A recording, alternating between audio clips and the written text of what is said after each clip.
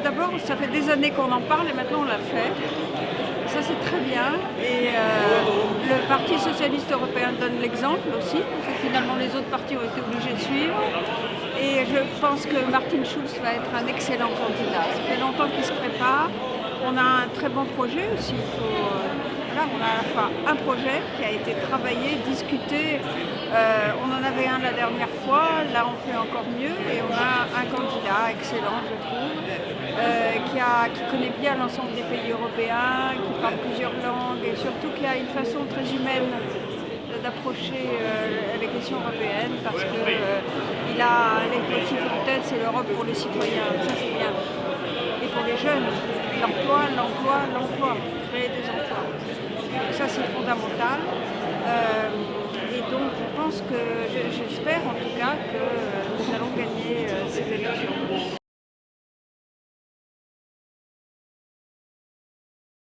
Oui, moi je pense que c'est en effet parfaitement, non seulement c'est possible, mais c'est nécessaire. Parce qu'il faut changer la façon de conduire les affaires européennes. On dit changer l'Europe, changer la gouvernance européenne. L'Europe, c'est une bonne chose. Qu'est-ce qu'on serait dans la mondialisation sans l'Europe? Rien du tout. Simplement la façon dont les conservateurs libéraux ont fait l'Europe depuis quelques années, trop longtemps d'ailleurs, c'est vraiment insupportable parce que ça a été le règne de la finance. Le règne de la finance, et même de la finance folle, la dérégulation fiscale et sociale. Regardez ces chiffres qu'on nous annonce sur le montant de la fraude fiscale. Enfin, c'est absolument insupportable quand on voit les sacrifices qu'on demande aux gens. Donc voilà, et puis pas suffisamment de création d'emplois. Et ça veut dire qu'il n'y a pas eu assez d'investissement, on s'en est remis au marché. C'est bien le marché pour stimuler la compétition, mais on ne peut pas avoir que ça. Donc je crois vraiment que le moment est venu de diriger autrement l'Europe, de faire en sorte qu'on ait une Europe qui soit centrée sur quelques priorités, l'emploi, la formation des jeunes,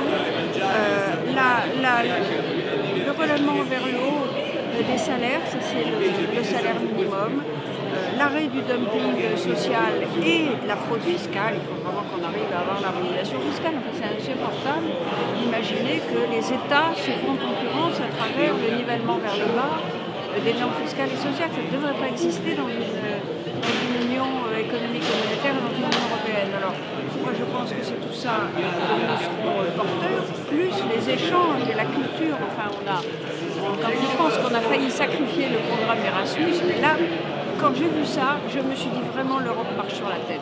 Donc il faut la remettre à l'endroit. Et je pense qu'on peut très bien faire ça tous derrière Martin Schulz. Il a pris des engagements.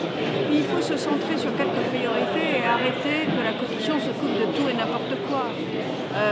D'aller se noyer dans les coupelles d'huile d'olive ou dans le volume des chasses d'eau. Grotesque et ridicule. Donc, quelques priorités, celles que je viens de vous dire. Et puis, il faut que notre Europe regarde à l'extérieur d'elle-même. Moi, je suis persuadée que maintenant qu'on est sorti quand même du plus dur de la crise monétaire, financière en tout cas, que la croissance repart, il faut la stimuler sur le plan intérieur pour créer l'emploi. Et surtout, il faut qu'on dise, nous Européens, on a notre modèle à défendre, pas simplement pour nous-mêmes, mais pour tous ces peuples qui regardent vers nous. Regardez les Ukrainiens, les révolutions arabes, c'est quoi ça? Regarde vers l'Europe. Donc on a quand même, et puis on a notre propre sécurité et celle de nos voisins à défendre. Quand on intervient au Mali ou en Centrafrique, c'est pour éviter que se créent des foyers terroristes. Donc je crois que ce sont aussi ces thèmes-là qu'il va falloir mettre dans le travail.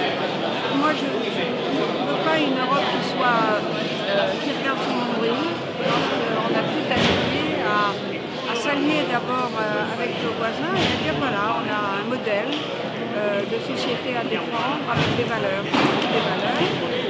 Et si on fait ça, on sera entendu. On allait imaginer, personne ne sait, très peu, ou sans doute, des militants. Mais l'Europe est la première puissance économique mondiale. La première, devant les États-Unis, loin devant la Chine. À partir du moment où on est unis, on a des potentialités magnifiques.